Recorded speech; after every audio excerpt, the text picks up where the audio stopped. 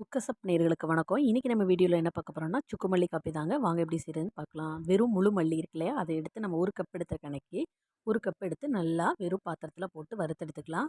இந்த 1 கப்புக்கு வந்து நான் 10லேருந்து ஒரு 12 ஏலக்காய் சேர்த்துருக்கேன். அதையும் நல்லா லேசா வறுத்துட்டு, நான் சுக்கு வந்து ஏற்கனவே வீட்ல ரெடி பண்ணி வச்சிருக்கேன். அதுலேருந்து 1 ஸ்பூன் எடுத்து இதில சேர்த்துருக்கேன். எல்லாத்தையும் சேர்த்து நல்லா மிக்ஸி ஜார்ல அரைச்சு பொடி பண்ணி எடுத்துக்கலாம்.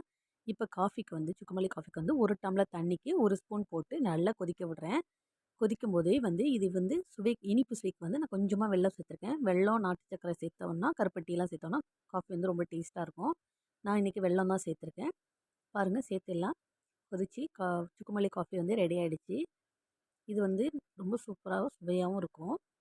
கண்டிப்பா வந்து ட்ரை பண்ணி பாருங்க. உங்களுக்கு இந்த வீடியோஸ் பிடிச்சிருந்துச்சுன்னா, லைக் பண்ணுங்க, கமெண்ட் பண்ணுங்க, ஷேர் பண்ணுங்க. மறக்காம நம்ம சேனல சப்ஸ்கிரைப் பண்ணுங்க. Thank you.